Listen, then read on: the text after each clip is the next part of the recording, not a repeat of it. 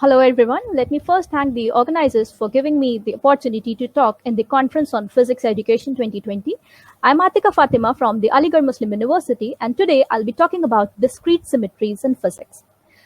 The figure over here shows qualitatively the examples of discrete symmetries by just considering the various geometrical shape. The first one, we have considered the square, then we have a star, an equilateral triangle, and the up arrow. Now, if we draw these vertical lines passing through the center of these objects, then the left and the right hand sides of these objects, they are identical to one another. So this kind of symmetry is called as line symmetry, and if we observe these objects, they are line symmetric. But what happens if we rotate any of these objects? Let's just focus on this square, and if we rotate the square by about 30 or 40 or 50 degree angle, it will lose its original symmetry and it will become a rhombus. But that's not mean by the rotational symmetry. It means that if we rotate an object, it will return to its original shape. That is, by rotation, the square will always remain a square. The star will always remain a star. The equilateral triangle always remains the same triangle, not the inverted one. Therefore, if we take the example of the square, then the rotating the square by 90 degree preserves its original position, original shape, that is the square shape. And similarly, if we try to rotate this square by some angle in order to preserve its original shape, then we have to rotate this star by 72 degrees and the equilateral triangle by 120 degree. But in the case of this up arrow, it is not symmetric at all to the rotational symmetry. Now, next I will discuss about the outline of my presentation. I will start with a brief introduction about the symmetries and the various types of symmetries. Then we will talk about the discrete symmetries. There are three discrete symmetries, which are, in the case of particle physics, they are well known, and that are the parity, charge conjugation, and time reversal. We'll talk about these discrete symmetries as well as their transformation under the fundamental interactions, that is the strong interaction, gravitational interaction, electromagnetic interaction, and weak interaction. Then I'll discuss briefly the salient features of our model, which has been developed by us at Aligarh to study for the first time the physics of T violation in weak interactions. A few results will be presented showing the degree of T violation, and finally I'll conclude my presentation. But before going into the details of this presentation, let me first emphasize the significance of symmetries in physics in the words of Hermann Weyl, that as far as I see, all a priori statements in physics have their origin in symmetry. And we all know that symmetries have played a very significant and important role in the understanding and predicting how the universe evolved and how it works. This word symmetry comes from a Greek word symmetron, which means well-ordered or well-proportional. However, in physics or in mathematics, symmetry is a transformation when performed on a system leaves it invariant or unchanged. And generally, people relate symmetry with beauty. Here we have shown the two symmetrical objects that are line symmetric. The first one is the well-known Taj Mahal, and the other one is the butterfly. And if we draw the vertical line passing through their centers, they are left and right symmetric. Next, in physics, we encounter various types of symmetries. For example, the global and local symmetries, continuous symmetries, discrete symmetries, hidden or broken symmetries, gauge symmetries, etc. Now, first, we'll focus on the global and local symmetries, where the global symmetry holds at all points in space and time, while the local symmetries varies from point to point. That is, it will transform a certain subset of the whole space-time, while the other part of the space-time remains unchanged. And here I have just demonstrated this global and local symmetry by taking the example of a sphere. And if we rotate the sphere by a certain angle, then that means that the transformation is global.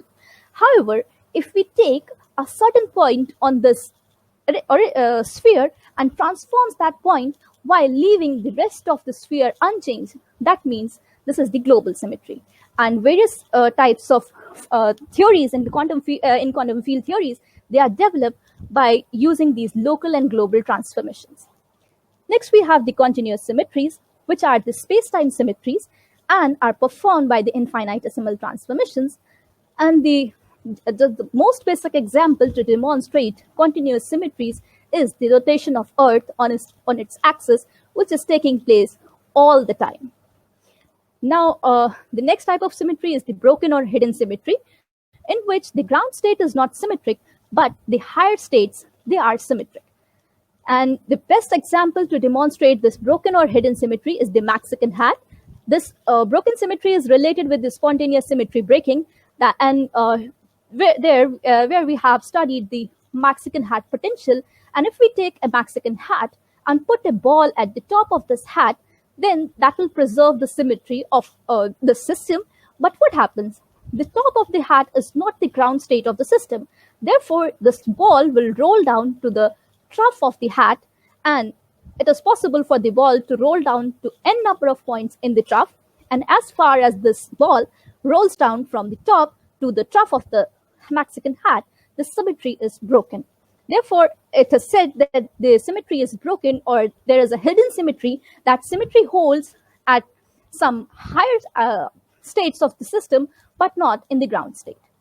Next, we have discrete symmetries, which are performed by the discrete transformations. We have already discussed the basic examples for the discrete symmetry in the very first slide, but here we have explicitly shown the transformation of a square under discrete transformations. That is, here we have taken a square, and this point P, this represents the edge of the square. Now, if we rotate the square by 90 degrees, what happens? This point P transforms in all the second, third, and fourth figure. What happens? The square poses its original symmetry, and with each 90-degree transformation, the square returns to its original shape.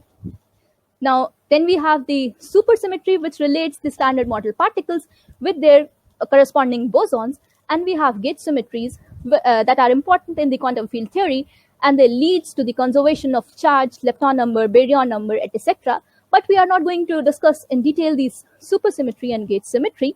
Now, coming back to the continuous symmetries, there's a very beautiful theorem given by Noether that each continuous symmetry is associated with the conservation of a physical quantity. And here there are three examples. That is, the translation in time is related with energy conservation. The translation in space leads to the conservation of linear momentum, and the rotation in space is related with angular momentum conservation. In the slide, we have shown the conservation of angular momentum by taking the example of rotation of an ice scatter. The angular momentum is defined as the product of the moment of inertia I and the angular velocity omega. Initially, the skater starts with a small angular velocity and larger moment of inertia as her hands and legs, they are stretched out. But what happens? In order to achieve higher and higher angular velocity, she has to shrink back her hands and feet to the vertical axis of rotation. And in this case, what happens? Her number of rotation per second increases. And that results to the smaller angular moment, smaller moment of inertia and larger value of the angular velocity. That means that if here we have from the first case, going from the first case to the second case, what happens? The number of rotation per second of this ice scatters increases. But what we found that in the initial case, we have larger value of moment of inertia and lower values of angular velocity. And in this other case, we have large value of angular velocity and smaller values of moment of inertia, leading to both the cases the constant value of the angular momentum. And this proves the Noether's theorem that increasing the number of rotation keeps the angular momentum fixed.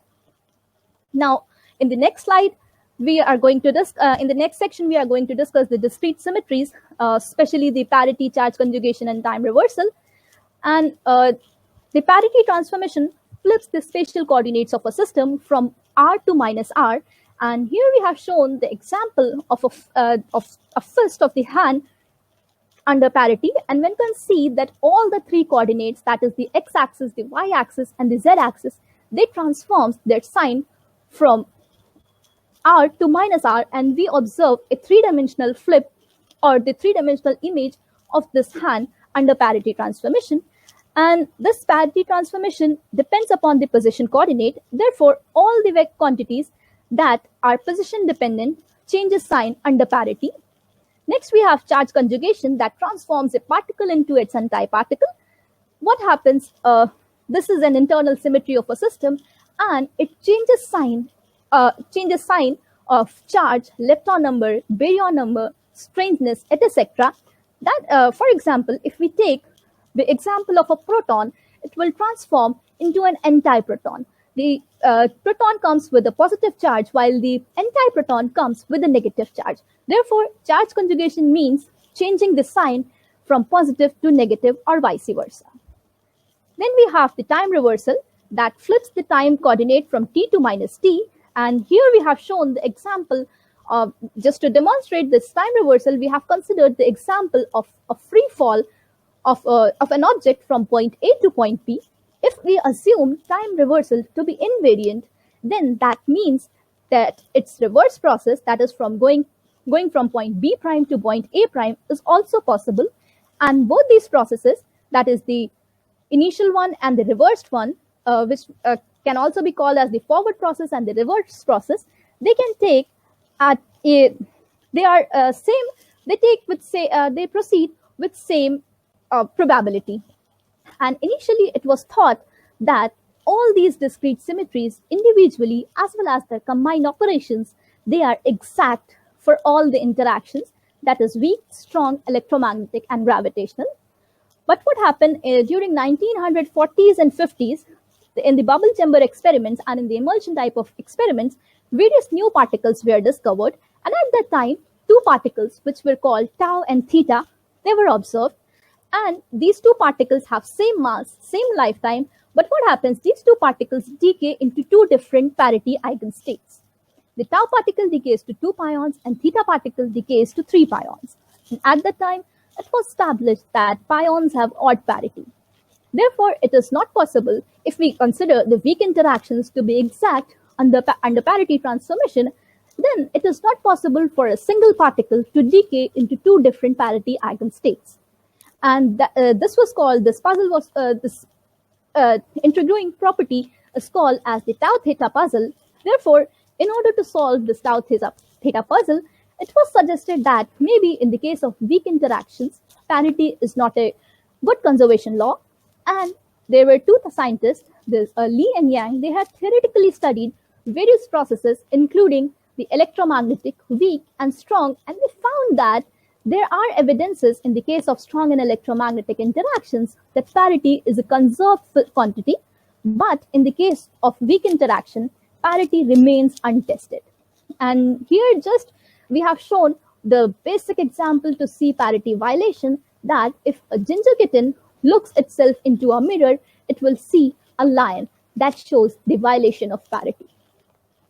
So this Li and Yang, they have proposed various experiments to study parity violation, and it was the celebrated experiment of Wu and her collaborators that establishes that parity is maximally violated in weak interactions. And they have observed the parity violation in weak interactions by studying the beta decay of a cobalt nuclei, where by changing the direction of the magnetic field, the direction of the emitted electrons flips its position, and that confirms the violation of parity in weak interactions. Now, this is just to demonstrate how different are parity transformations from the mirror image, as we have already seen in the example of transforming the fist of the hand under parity, that all the three coordinates of the position vector, they change the sign under parity. And here one can see that under mirror image, the direction of motion that does not change its sign, but spin flips its signs under mirror transformation. But under parity, what happens? The spin direction is not changed. Spin is a physical quantity that preserves symmetry, but the direction of motion changes its direction. And this is what was observed in the case of Wu's experiment. Later on, it was also observed that in the case of weak interaction, the charge conjugation operation is also violated. And we all know that in nature, all the neutrinos, they are left-handed, while all the antineutrinos, they are right-handed. But what happens when here one can see that this is a neutrino and it is left-handed, as its momentum and the spin direction, they are opposite to each other. Left-handed means the direction of momentum and the directions of spin, they are opposite to each other, and right-handed means the direction of momentum and the direction of spin, they are aligned parallel. Therefore, when we operate charge conjugation on a left-handed neutrino, it will transform. Under charge conjugation, what happens? Spin does not change sign, and also the linear momentum does not change sign. But what happens? This neutrino is transformed into an antineutrino. Therefore, under charge conjugation, a left-handed neutrino is transformed into a right-handed neutrino, which has never been observed experimentally.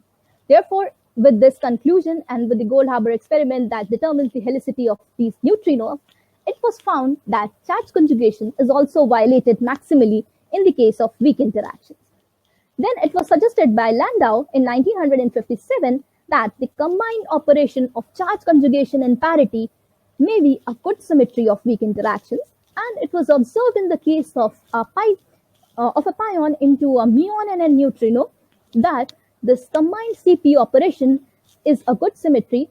And from this observation, we can conclude that under CP operation, the decay of a pi plus into a mu plus and mu is transformed into the decay of a pi minus into mu minus and a mu bar.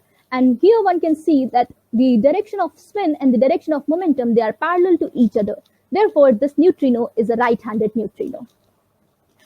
However, the CP did not last longer to be an exact symmetry in weak interactions, and their violation has been studied in the hadronic sector. For the first time in the neutral kaon experiments in 1964, Cronin and Fitch, they got Nobel Prize for this observation of CP violation in neutral kaon sectors. Later on in B meson oscillations and in neutral D meson oscillations, as well as the CP violation has also been studied.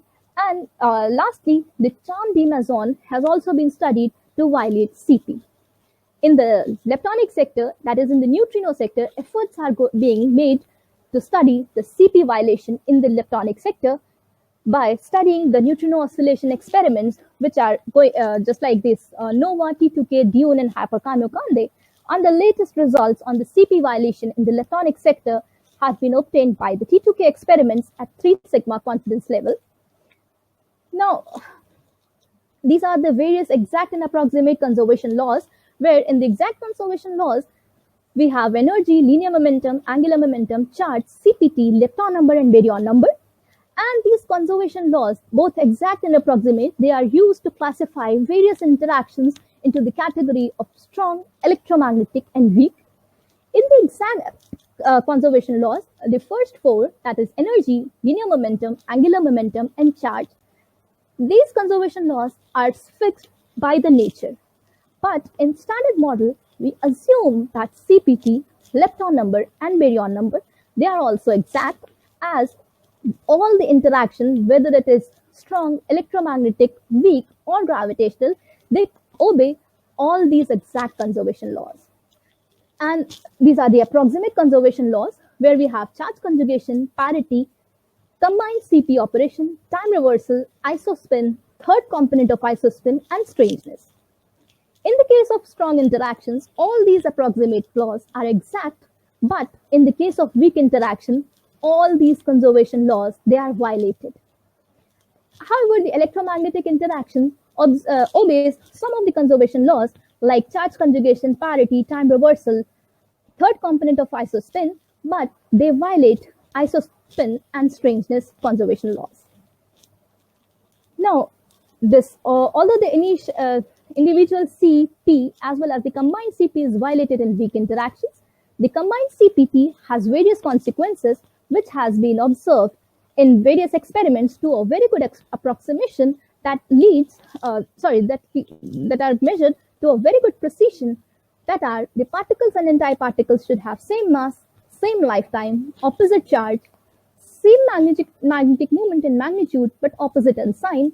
All these properties, they are verified to a very good precision and establishes that CPT is a good symmetry for all the interactions. Therefore, if CPT is an exact symmetry, in the standard model, then CP violation must be synonymous to T violation. But why?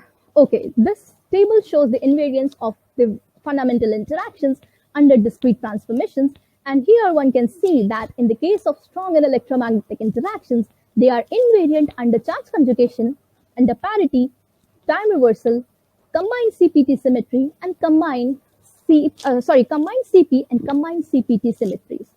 But the weak interactions are invariant only under combined CPT operations, while they violate individual C, individual P, individual T, as well as combined CP.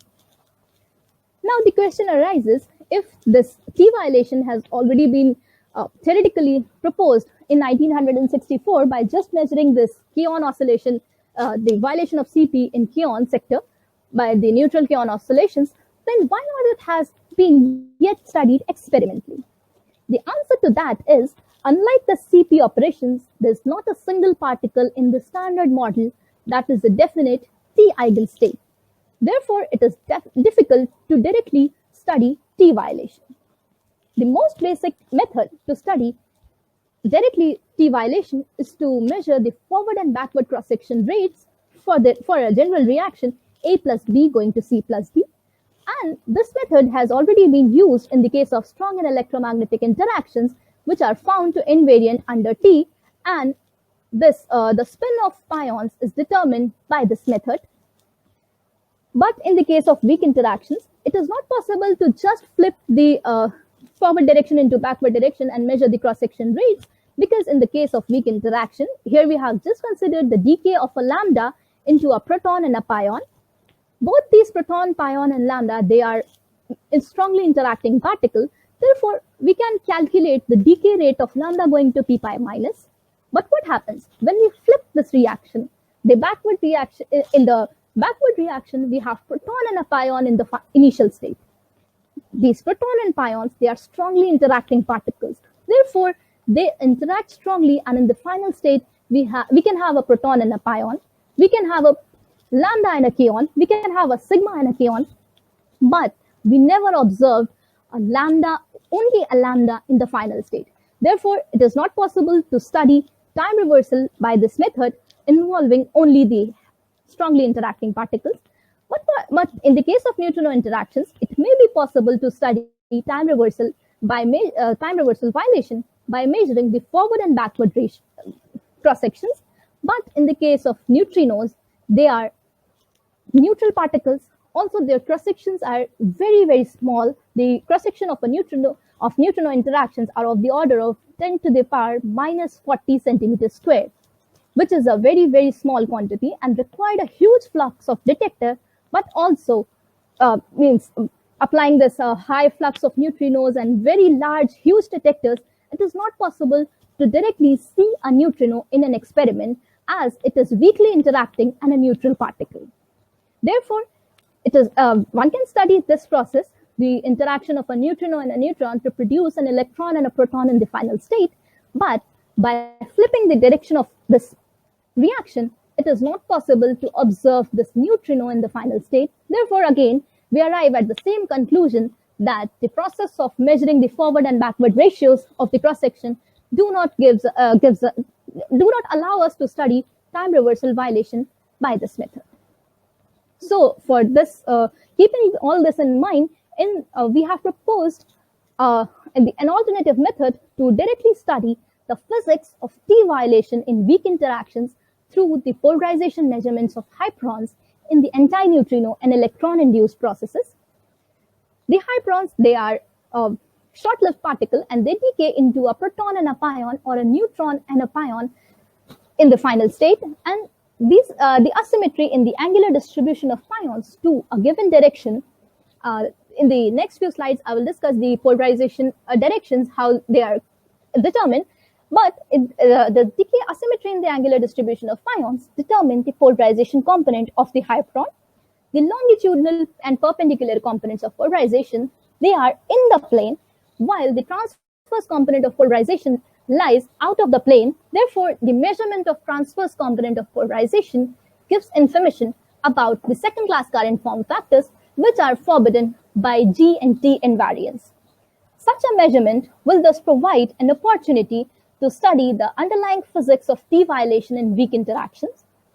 The present and future neutrino experiments, which like micromoon and Dune, which will use liquid argon time projection chamber detector, there it will be possible to measure the T violating effect through the measurement of the polarization of the hyperon.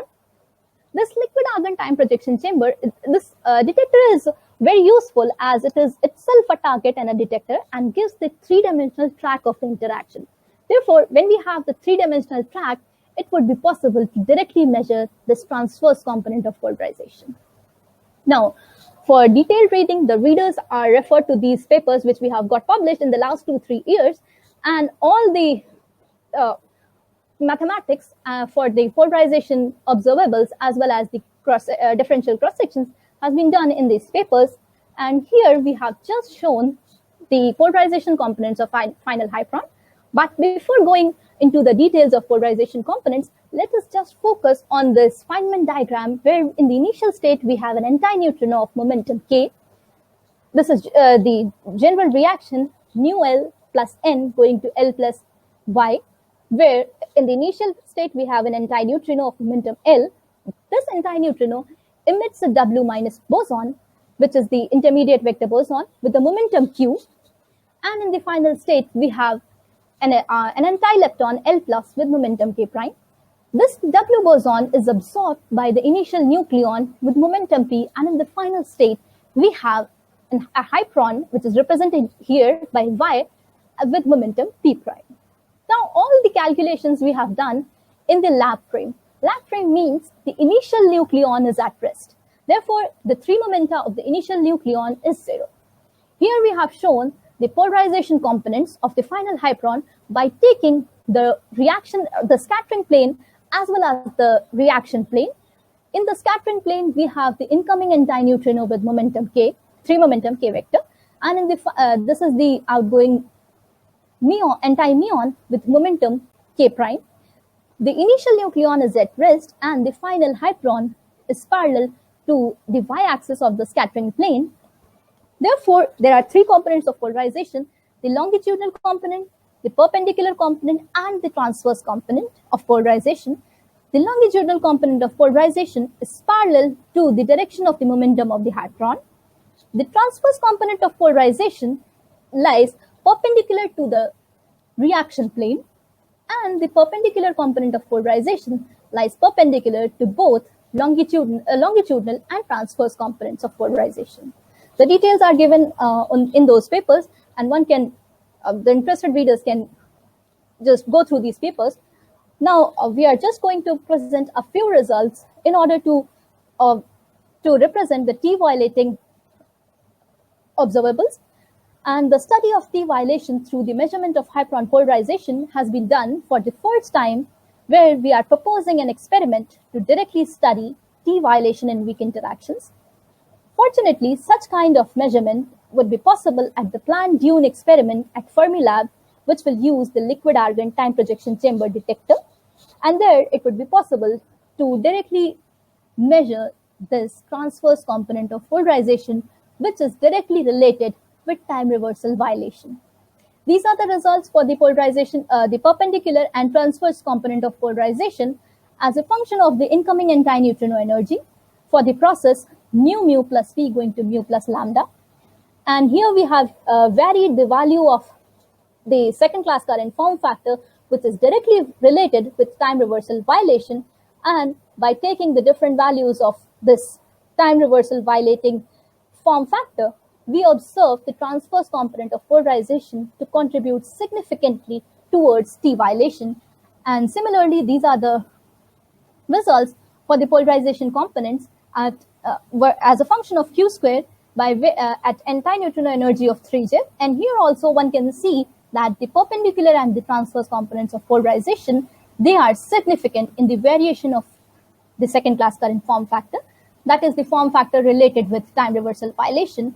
And one can observe this transverse component of polarization in experiments. Now, these are the polarization component, the longitudinal one and the perpendicular one, as a function of q squared in the case of tau-1 production. This has also been done for the first time, and in a short period of time, we are reporting these results. And here we have varied the value of the axial dipole mass.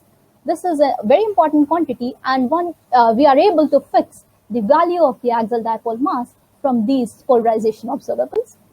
Now, coming towards the conclusion part, in this presentation, we have just discussed the different types of discrete symmetries as well as their invariance and violation under the fundamental interactions. We have presented an alternative method to directly study the physics of time reversal violation. However, if the second class currents are present with T invariance, then this study may open a new window to the physics of CPT violation physics beyond the standard model. Now, these are the references from which we have taken the various the different figures, and these two books, the Griffith's Introduction to Elementary Particles and the Physics of Neutrino Interactions by Mohammad Sajjad Athar and S.K. Singh, the theoretical part has been taken from these books. And now, I would like to end my presentation in the words of David Gross, that the most important lesson we have learned in this century is the secret of symmetry, is the secret of nature is symmetry. Thank you.